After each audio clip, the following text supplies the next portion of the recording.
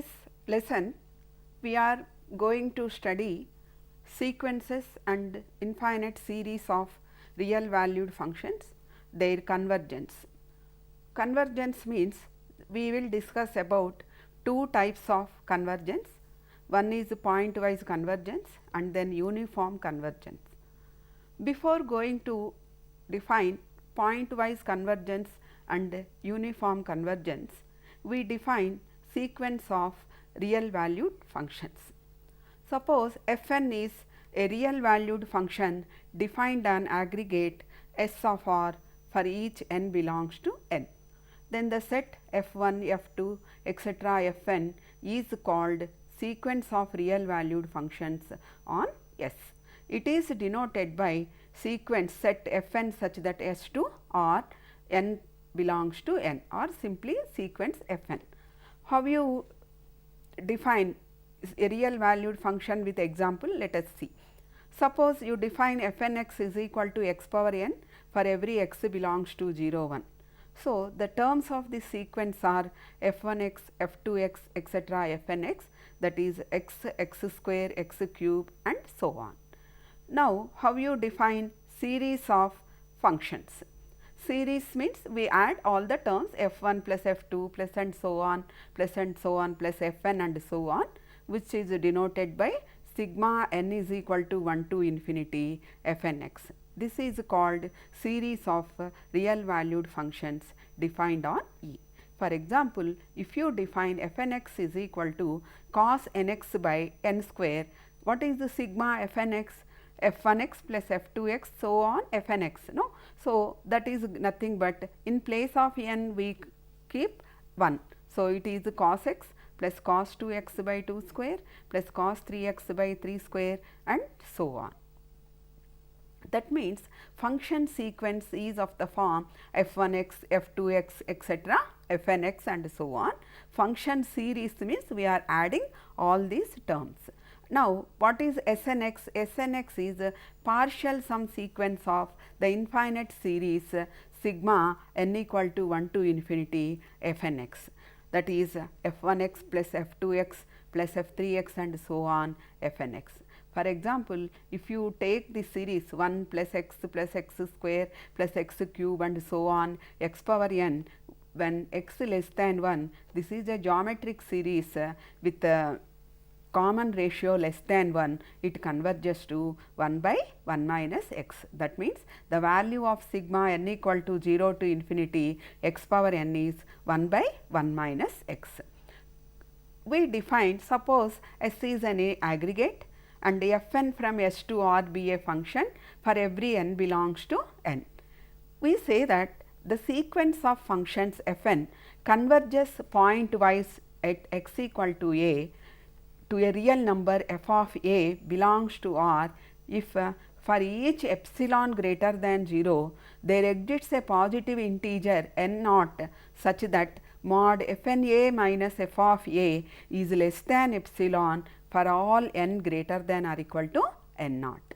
That is, if at every x belongs to S, the sequence fn converges pointwise to f of x, then we write limit n tends to infinity fnx is equal to f of x. Even in real sequences also, we say that a sequence Sn converges to L if for given epsilon greater than 0, there exists a positive integer m such that mod Sn minus L is less than epsilon for all n greater than or equal to m. For example, if you take cos nx by n, consider the sequence fnx defined by fnx is cos nx by n square. This is modulus of cos nx by n less than or equal to 1 by n, which tends to 0 as n tends to infinity. Let us consider one example for pointwise convergence. For x belongs to R, define fnx is equal to x by n. Now, tell me what is fna? Fna is a by n. As n takes arbitrary large values, you have a by n tends to 0. For large values of n, a by n tends to 0. So, consider for any we prove that this function fnx defined by x by n is converges pointwise to 0. For that, consider mod fn a minus f of a, which is equal to mod a by n minus 0 or mod a by n is less than epsilon. What do you mean by mod a by n is less than epsilon? Your n is greater than mod a by epsilon. Here mod a is positive, epsilon greater than 0 is any small real number. So, you can choose n naught such that n naught is greater than 1 plus mod a by epsilon. So, for this n naught we get mod fn a minus f of a is less than epsilon. Therefore, limit n tends to infinity, fn a tends to 0 pointwise, because your n naught depends on a and epsilon, or we can say fn x is equal to x by n tends to 0 on or pointwise. Now, before going to define uniform convergence, what is the need for defining this uniform convergence? That for that we see some examples. Look at this example. Fn, define a function fn from 0 1 to r by fn x is equal to n by nx plus 1. So, you have x not equal to 0, because x fn belongs to 0 1, it takes all the values which lie between 0 and 1. So, you are definitely x not equal to 0. Now, limit n tends to infinity, fn x can be computed by limit n tends to infinity 1 by x plus 1 by n, that is 1 by x. Clearly, you have fn converges to f pointwise on 0 1, and if you take fn x, what is fn x? Fn x is n by nx plus 1. So, this is always less than or equal to n. You are dividing n with some number, that means definitely fn x is less than n for all x belongs to 0 1. So, each fn is bounded on 0 1, but 1 by x is not bounded. That means, what we can say, each fn is bounded, but their pointwise limit f is not. What do you mean by that? Your pointwise convergence, it does not preserve boundedness. That means, whenever fn converges to f and fn is bounded, f may be bounded, may not be bounded. Pointwise convergence never preserve boundedness. Similarly, you take fn from 0 1 to r defined by fn x is equal to x power n. We know that x power n is continuous. That means, this is for 0 less than or equal to x less than 1, x n tends to 0 as n tends to infinity. If x equal to 1, x power n also tends to 1. That means, fn converges to f pointwise, where f of x is 0 for 0 less than or equal to x less than 1, and f of x equal to 1 if x equal to 1. That means, your fn x is convergent. Fn x is equal to x power n is continuous on 0 1, but their pointwise limit, see here, f of x is 0, left limit of f of x is 0 and f of x is 1. So, this function does not satisfy continuity properties. That means, pointwise convergence in general does not preserve continuity. So, what we should do now? Suppose consider f1 x, f2 x, etc. fn x, which takes a common domain D. So, we are saying that fn is pointwise convergent to f of x. Now, I will ask you 3 questions. One is, whenever fn is continuous, is f is continuous. Whenever fn is integrable or differentiable, its limit is continuous, differentiable or integrable. That is first question. Second one is the derivative of fn is same as the derivative of f, and limit n tends to infinity, integral a to b fn x dx is equal to integral a to b f of x dx. So, this is the question, but just now we have seen that whenever f is pointwise convergent, whenever fn is pointwise converges, we have seen that whenever fn is continuous, f is not continuous. Whenever fn is bounded, f is not continuous. Whenever fn is continuous, f is not continuous. Similar thing for derivative also. So, to answer these questions, our uniform convergence plays a very important role or central role for these questions. Now, let us define uniform convergence. Suppose Fn is a sequence of real valued functions. The sequence Fn converges uniformly on S to a function f defined on S if for each epsilon greater than 0 there exists a natural number n naught such that mod f n x minus f of x is less than epsilon for all x belongs to S and for all n greater than or equal to n naught. So, that means here what is the difference between pointwise convergence and uniform convergent? Uniform convergence implies pointwise convergence, but whenever it is pointwise convergent, it need not be uniformly convergent. So, here the crucial point in this definition is here n depends only on epsilon, but not on x, whereas for a pointwise convergent sequence n may depend on both epsilon and x. So, a uniformly convergent sequence is always pointwise to the same limit, but the converse is not true. We will see some examples. If a sequence converges pointwise, it may happen that for some epsilon greater than 0, one need to choose arbitrary large n for different points x belongs to A, meaning that sequences of values converge arbitrarily slowly on A. So, in that case pointwise convergent sequences of functions need not be uniformly convergent. Now, here this is the explanation of uniform convergent. See how it will be. It will give you a clear picture of uniform convergence.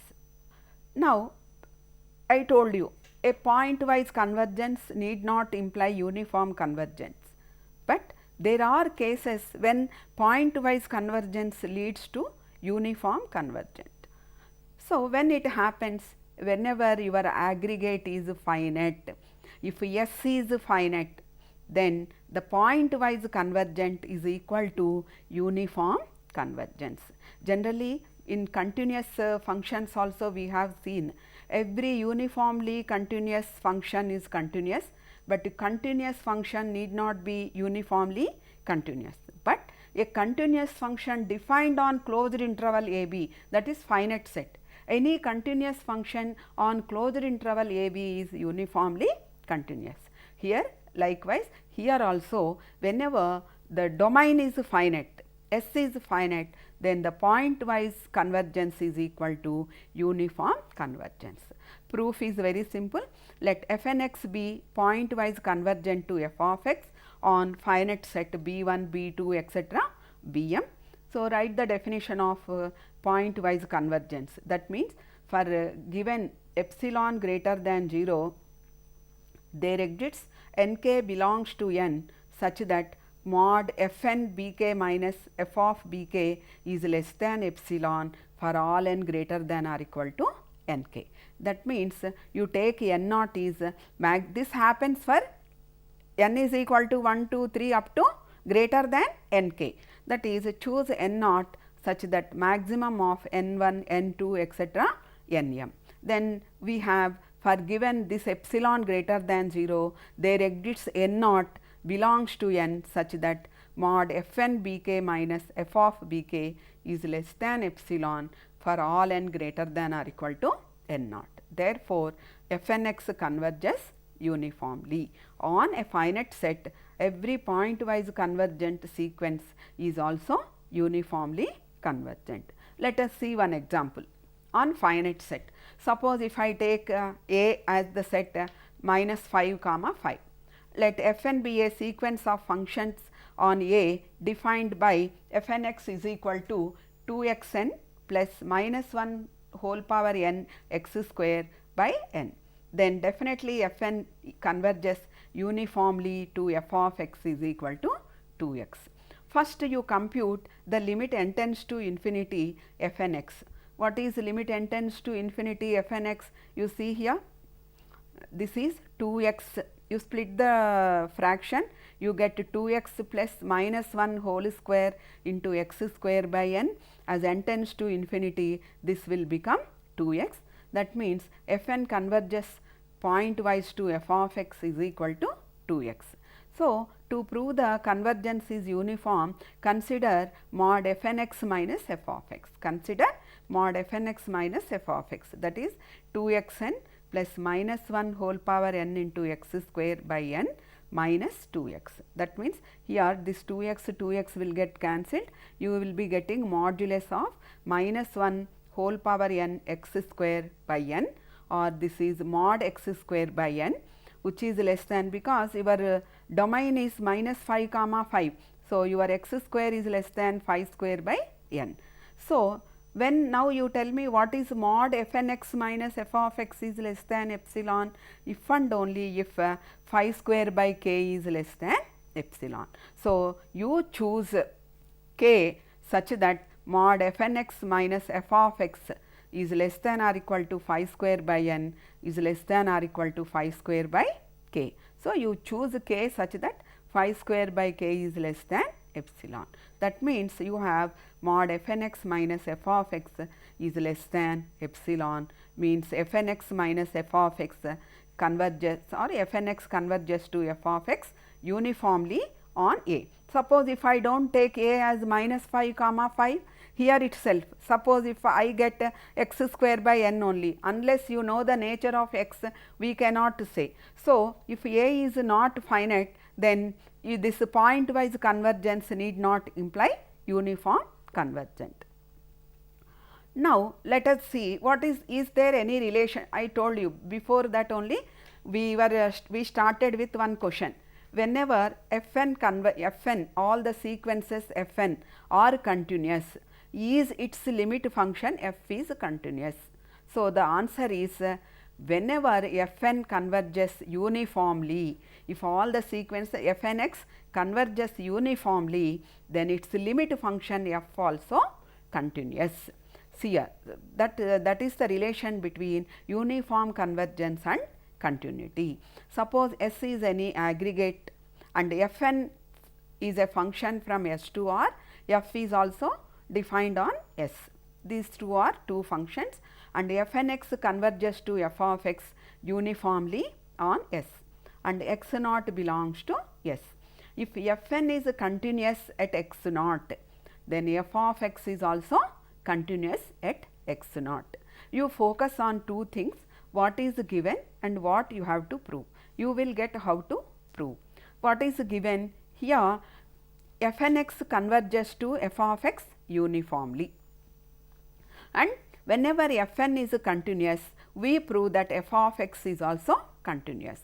When you say that a function f of x is continuous at x naught, if for given epsilon greater than 0, there exists a delta greater than 0, such that mod x minus x naught less than delta implies mod f of x minus f of x naught is less than epsilon. So, you start with one epsilon. So, what is given? What do you mean by Fnx converges to f of x uniformly on S? For given epsilon greater than 0, there exists n naught belongs to n, such that mod Fnx minus f of x is less than epsilon by 3 for all n greater than or equal to n naught. But what is the hypothesis what he gave? Fn is continuous at x naught, means there exists a delta greater than 0, such that mod x minus x naught less than delta implies mod Fn naught x minus Fn naught x naught is less than epsilon by 3. Now, we prove f is continuous. For that, you consider f of x minus f of x naught. What is f of x minus f of x naught? You add and subtract one Fn naught x and Fn naught x naught. So, you have mod fx minus Fn naught x plus Fn naught x minus Fn naught x naught plus Fn naught x naught minus f of x naught. That means, which is less than, we know that mod x plus y is less than or equal to mod f of x plus mod f of y. So, all this is less than mod f of x minus f n naught x plus mod f n naught x minus f n naught x naught plus mod f n naught x naught minus f of x naught, which is less than epsilon by 3 plus epsilon by 3. Each modulus is less than epsilon by 3. So, your mod f of x minus f of x naught is less than epsilon. That means, whenever mod x minus x naught is less than delta, we have mod f of x minus f of x naught is less than epsilon. What does it follows? F is continuous at x naught.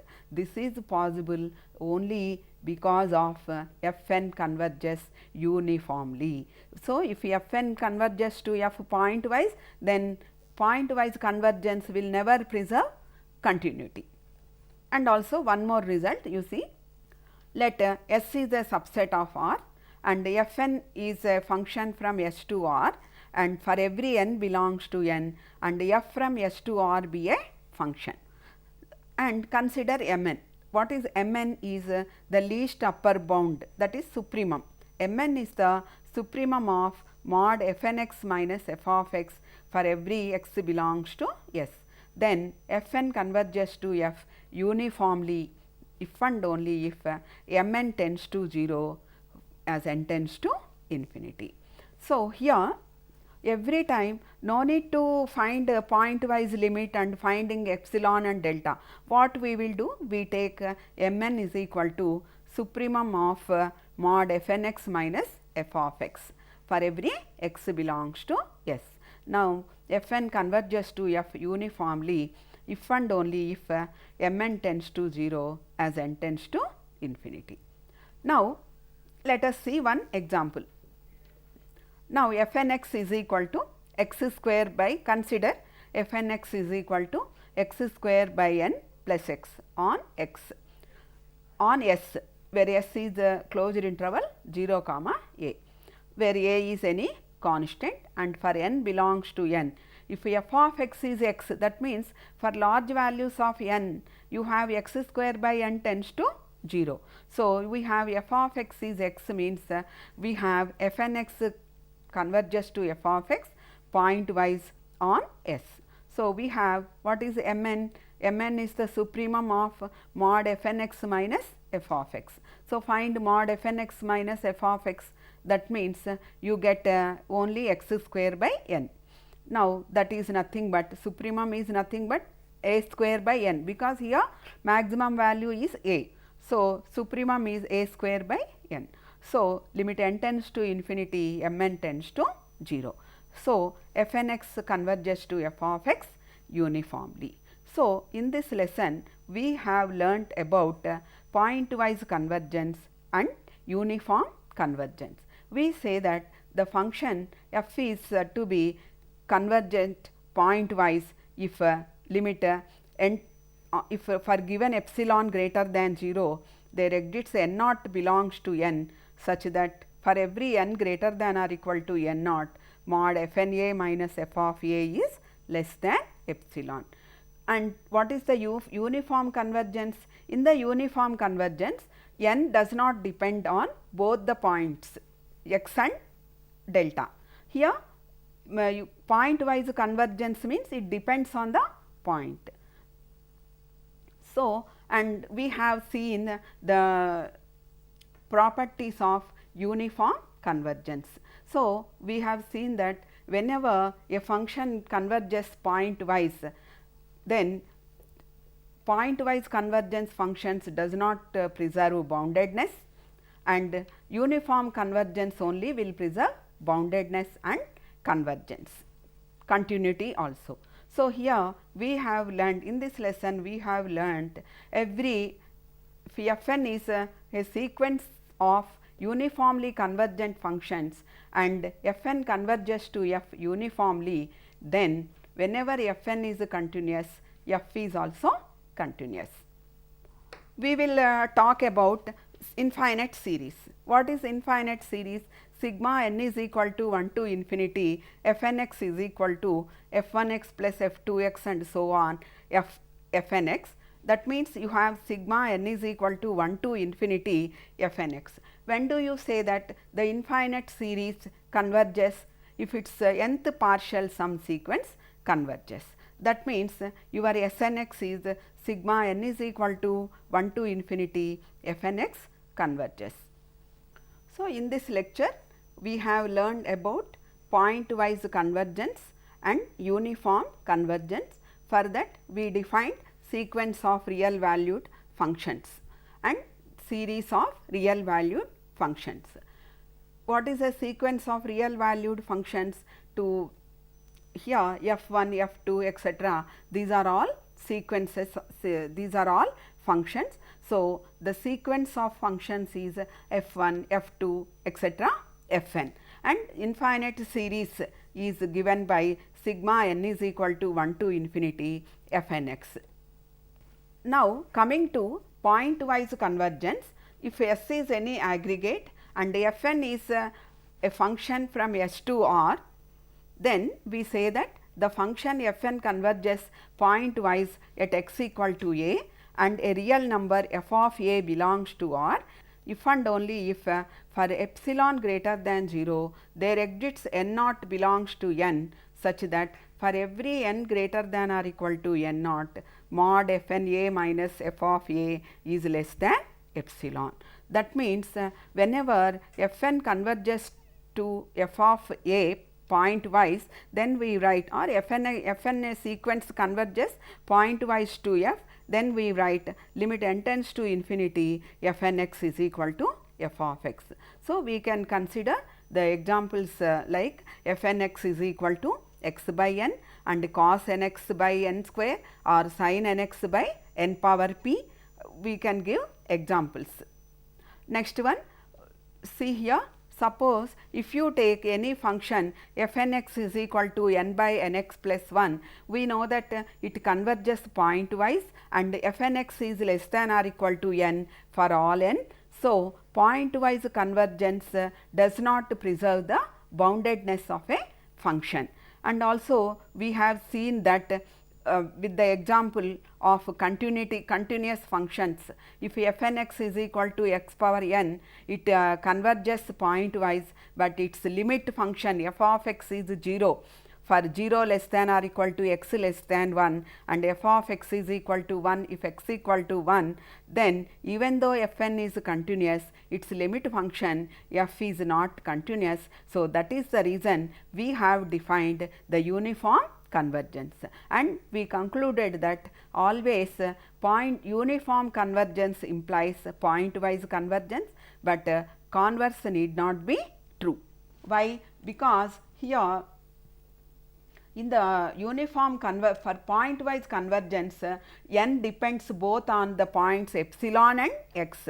Here in the uniform convergence, n does not depend on the points, and we proved that whenever, but always pointwise convergence implies uniform convergence only when the aggregate S is finite, and we proved that on a finite aggregate S, we proved pointwise convergence is equal to uniform convergence. And also we with an example, and see here, whenever the sequence f n x converges to f of x uniformly on S, then we proved that f n is whenever f n is continuous at x naught, then f of x is also continuous at x naught. That means whenever a sequence of functions f n x converges to f of x uniformly, then the limit function f of x is also continuous. So, that means what does it mean? Uniform convergence preserves the continuity. And also we proved that f n is any sequence of functions defined an aggregate S, and for every n belongs to n, and f from S to R be continuous, and if m n is supremum of mod f n x minus f of x for every x belongs to S, then f n converges to f uniformly if and only if m n tends to 0 as n tends to infinity. These are the points which we have learnt about pointwise convergence and uniform convergent. Also, we can have limit n tends to infinity f n dash x is not equal to f dash x whenever f n is not, or if f n is pointwise convergence. Even pointwise convergence does not preserve integrability also. That means limit n tends to infinity integral a to b f n x dx is not equal to integral a to b f of x dx on the closed interval a b whenever f n converges pointwise. Thank you.